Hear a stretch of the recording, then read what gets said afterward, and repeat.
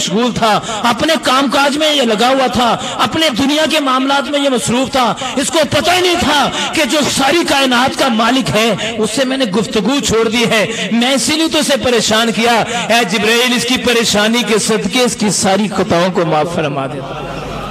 کیسا رحمان ہے وہ، پریشان بھی خود ہی کرتا ہے، معاف بھی، کیسی اس کی بے نیازی ہے۔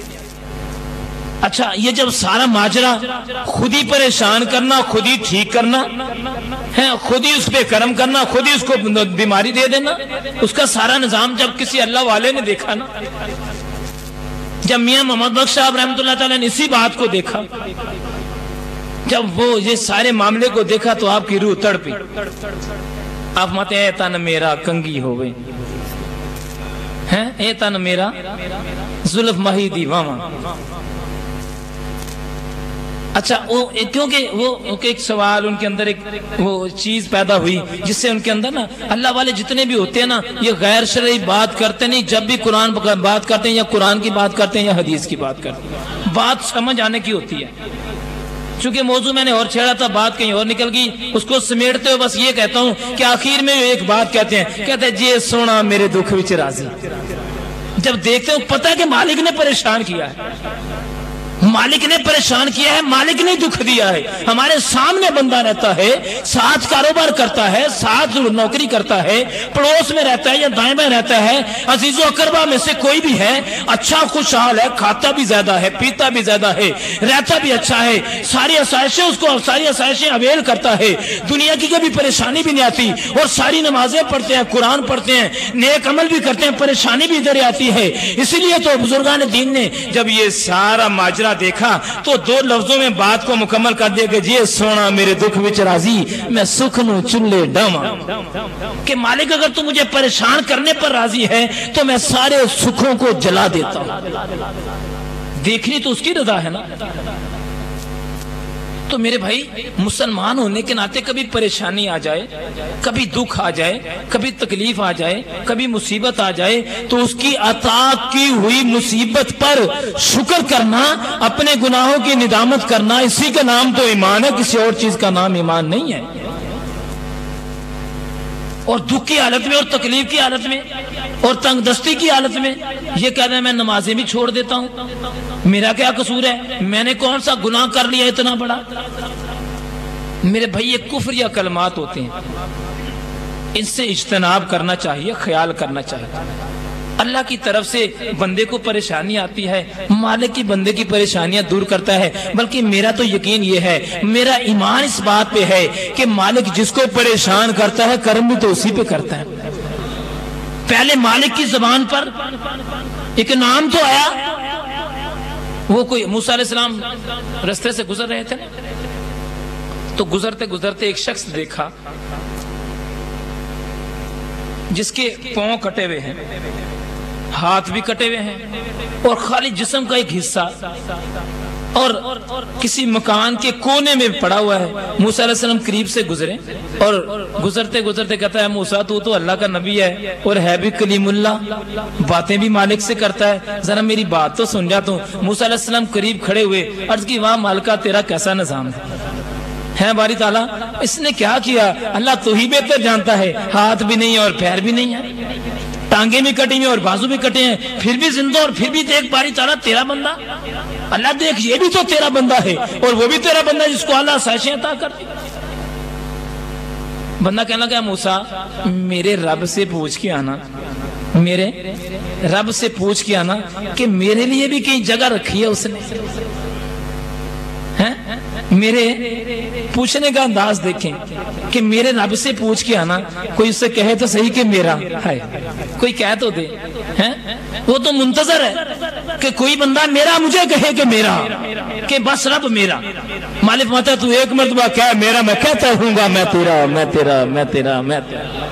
حدیث پاک کے الفاظ ہیں، مصطفیٰ کریم علیہ السلام ارشاد فرماتے ہیں جب کوئی بندہ ایک مرتبہ کہتا ہے اللہ تو رب کعبہ 7 مرتبہ ہوتا ہے لبیک عبدی لبیک عبدی لبیک عبدی، اے بندے میں حاضر میں حاضر میں حاضر میں حاضر۔ موسیٰ علیہ السلام جب کھڑے ہوئے تھے کہنے لگا موسیٰ اللہ سے پوچھ کے آنا کیا میرے لیے میرے رب کے پاس کہیں جگہ ہے؟ موسیٰ علیہ السلام چلے گئے. جیسے موسیٰ کلیم اللہ علیہ السلام گئے اور وہاں جا کے بات کی, عرض کی باری تعالیٰ میں تیرے سارے نظام کو تو پروردگار جتنی تو مجھے عطا کرتا ہے اتنا میں سمجھ آتا ہوں, اللہ میں تیرے اس نظام کو سمجھا تو ضرور ہوں لیکن مجھے اس کی مصلحت اور حکمت سمجھا کے کہا ہے. اللہ تو نے خود ہی اس کو پیدا کیا, خود ہی اس کے بازو کٹائے, خود ہی اس کی ٹانگیں کٹائیں, اللہ خود ہی اس کو اس حال میں کر کے اور خود ہی اس کے اپنے اس کے دل کے اندر اپنی محبت خود ہی ڈال. اللہ یہ کیا نظام ہے؟ اس تیرے بندے نے میرے سے سوال کیا ہے. کیا سوال کیا ہے؟ حالانکہ مالک کو نہیں پتا میرا بندہ میرے سے کیا سوال کر رہا ہے. کیا سوال کیا ہے؟ عرض کی باری تعالیٰ اس نے یہ سوال کیا. اللہ پاک نے فرمایا کہ موسیٰ اسے کہنا میں نے جنت اور دوزخ کے درمیان جو دیوار بنائی ہے نا, اس دیوار میں ایک سوراخ ہے, میں نے تجھے اس میں رکھنا. سوچنے والی بات یہ ہے جس کے پیر بھی نہیں ہیں اور ہاتھ بھی نہیں ہیں, اس بیچارے نے کیا گناہ کیا ہوگا. لیکن بھائی سوچو, مالک کو بری لگے تو ایک بات ہی بری لگ جائے اور اچھی لگے تو ایک بات ہی اچھی لگ جائے. اس کی شان بے نیازی ہے, نہ جانے مالک کو اس کی کون سی بات بری لگی جس کی بنا پر اس کا اتنا برا ٹھکانہ.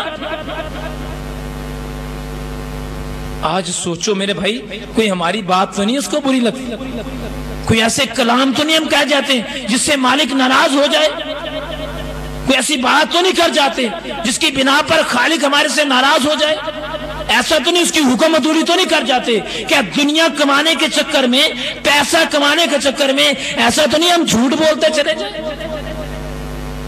ایسا تو نہیں ہے کہ ایمانداری کو چھوڑ دیں, ایسا تو نہیں ہے کہ حقوق و لباس کا خیال نہ کریں. یہ ساری باتیں جب سامنے آتی ہیں تو بندہ سوچتا ہے. تو موسیٰ کلیم اللہ علیہ السلام نے جب پوچھا, مالک نے جواب دیا کہ اس کا ٹھکانہ میں نے وہ جگہ رکھی ہے. اب موسیٰ علیہ السلام اتنی جرت نہیں کہ دوبارہ پوچھیں اللہ اس کا قصور کیا ہے, اتنی جرت نہیں. یہاں تو کہتا نا, یہاں تو نماز پڑھنے نہیں جاتا, کہنا میں آپ پہ جواب دے لاؤں گا, تو جا اپنی پڑھ جا کے. وہاں پر انبیاء کی جرت نہیں ہے کہ خالق کی بارگاہ میں جواب دے سکے, اور ہیں بھی کلیم اللہ.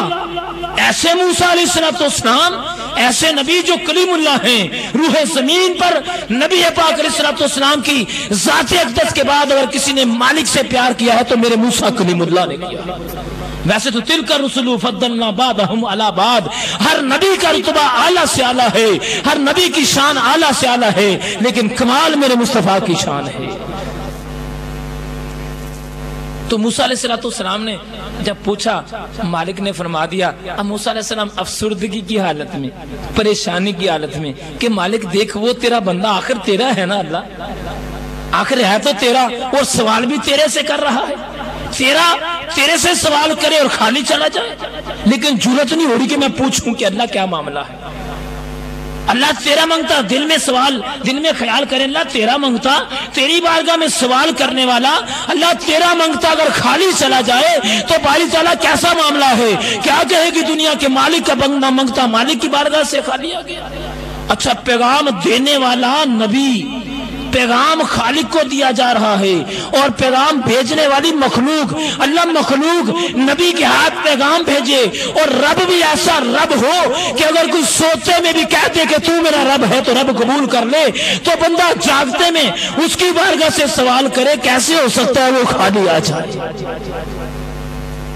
اب موسیٰ علیہ السلام دل ہی دل میں سوچتے آ رہے ہیں کہ اللہ ایک بندے نے تیری بارگاہ سے سوال کیا, چل تو اس کا دل رکھنے کے لیے کہہ دیتا یار میں تجھے معاف کر دوں گا.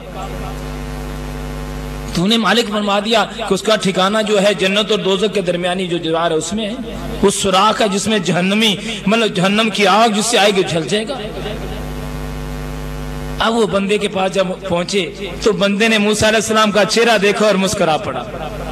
کہنے لگا موسیٰ میرے رب نے میرے لیے کوئی پیغام بھیجا ہے, میرے رب نے میرے لیے, یقین دیکھے اس کو پتا تھا کہ میں نے اس کی بارگاہ سے سوال کیا ہے, جواب ضرور آئے گا. اس کا ایمان